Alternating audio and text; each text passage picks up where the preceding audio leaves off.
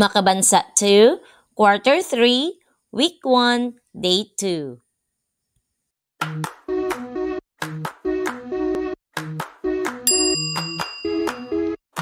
Hello, welcome to my YouTube channel. This is Chel. Please share, like, and subscribe. Thank you.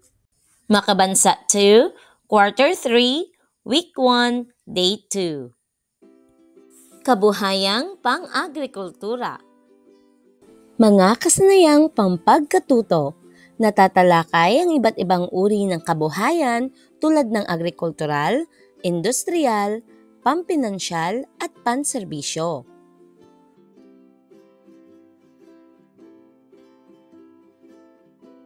Magandang araw! Kumusta kayo? Bago tayo dumako sa ating bagong aralin, ay balikan natin ang ating tinalakay kahapon. Handa na ba kayo? Magaling! Mga bata, naalala niyo pa ba ang ibig sabihin ng hanap buhay? Ano ito? Tama! Ang hanap buhay ay tumutukoy sa mga gawain o trabaho ng isang tao upang kumita ng pera at matugunan ang kanyang mga pangangailangan at pangarap sa buhay. Bago tayo dumako sa ating bagong aralin, ay awitin muna natin ang magtanim ay di biro. Handa na ba ang lahat? Mahusay!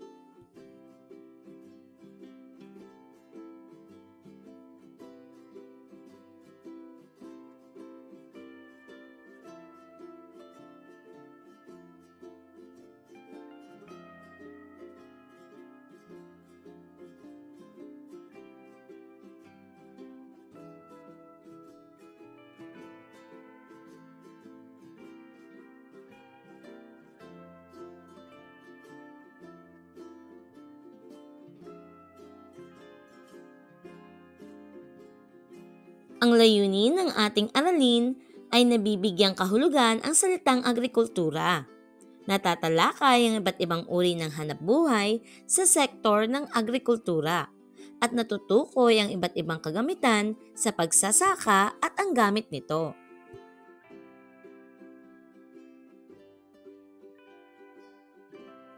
Agrikultura, agham, sining o gawain na may kaugnayan sa pagsasaka o pagtatanim at pag-aalaga ng mga hayop bilang pinagkukunan ng pagkain at iba pa.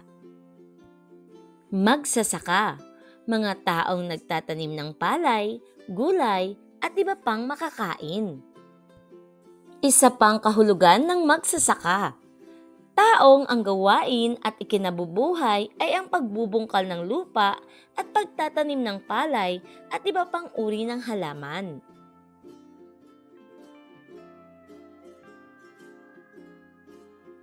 Suri, larawan. Ngayon mga bata, meron akong ipapakitang mga larawan sa inyo. Ito ang mga kagamitan sa pagsasaka at suriin ito sa pamamagitan ng paglalarawan at pagtukoy sa gamit ng mga ito. Handa na ba kayo? Magaling!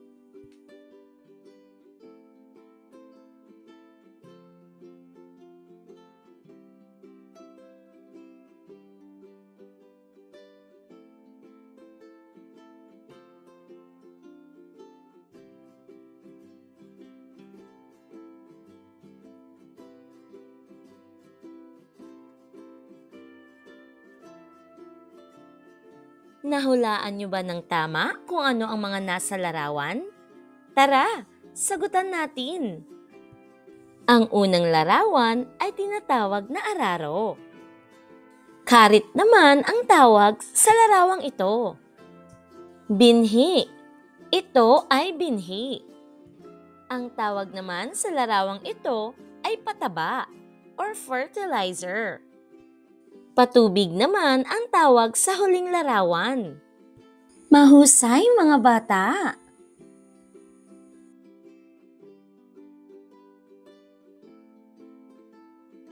Sa pagkakataong ito, magbigay ng halimbawa ng mga gulay na itinatanim ng mga magsasaka. Magbigay rin ng mga paborito mong prutas na itinatanim ng mga magsasaka. Ano nga ulit ang salitang agrikultura? Talakayin natin. Ito ay isang agham, sining o gawain na may kaugnayan sa pagsasaka o pagtatanim at pag-aalaga ng mga hayop bilang pinagkukunan ng pagkain at iba pa. Agrikultura. Ang pagsasaka ay isang mahalagang sektor ng agrikultura na nagbibigay ng iba't ibang kabuhayan sa mga tao. Narito ang ilan pang kabuhayan sa sektor ng agrikultura. Una, paghahayupan. Binubuo ng pag-aalaga ng hayop tulad ng baboy, baka, kambing, manok at iba pa. Ikalawa, pangingisda. Ito ay panguhuli ng mga lamang tubig tulad ng isda sa dagat, ilog at lawa. Ikatlo, pangungubat. Pagkuha ng mga hilaw na materyales tulad ng tabla at plywood at iba pang mga produktong gubat tulad ng ratan, nipa, anahaw, pulot-pukyutan at dagta. Ikaapat, pagtatanim, pagsasaka o paghahalaman. Ito ay ang pagtatanim ng palay, mais, tubo, patatas at iba pa. Meron ding mga prutas, mangga, pinya, saging at iba pa.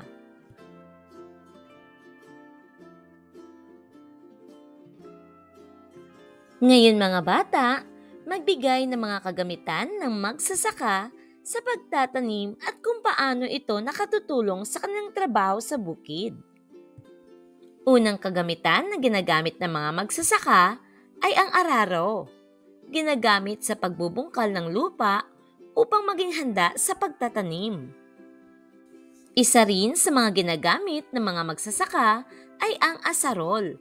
Ito ay isang kasangkapang yari sa bakal na may mahabang tangkay at may talim na manipis. Ginagamit sa paghukay ng lupa at pag-aalis ng damo. Karit naman ang tawag dito. Ito ay pamputol ng palay o damo, may kurbadong talim na mahaba at puluhang o hawakang yari sa kahoy. Ikaapat, kalabaw. Ito ay bahagi ng tradisyonal na pagsasaka na katulong sa pag-aararo at paghila sa mga kariton. Ikalima, traktora. Ito ay isang modernong kagamitan na ginagamit sa pagbubungkal ng lupa. Ika-anim, harvester. Ito ay isang makinarya na ginagamit sa pag-aani ng mga pananim. Ikapito, sprayer. Ito ay ginagamit sa pag-spray ng mga pestisidyo at patina sa mga pananim.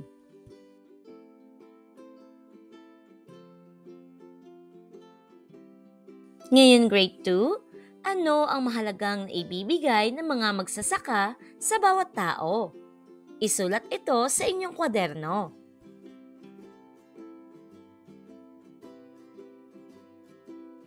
Para sa inyong pagtataya, tukuyin ang pangalan ng mga kagamitan ng magsasaka sa larawan. Handa na ba kayo? Mahusay!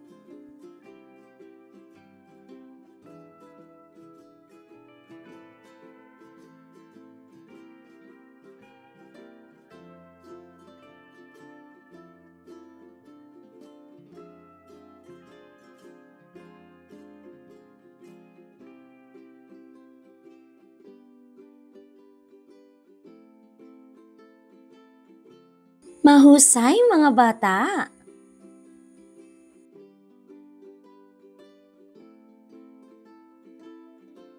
Para sa inyong takdang aralin, magdala ng isang uri ng prutas o gulay na mayroon sa inyong bahay.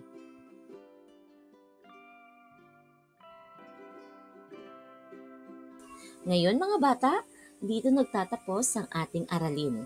Nawa po ay mayroon kayong natutunan sa araw na ito. Salamat! Bye!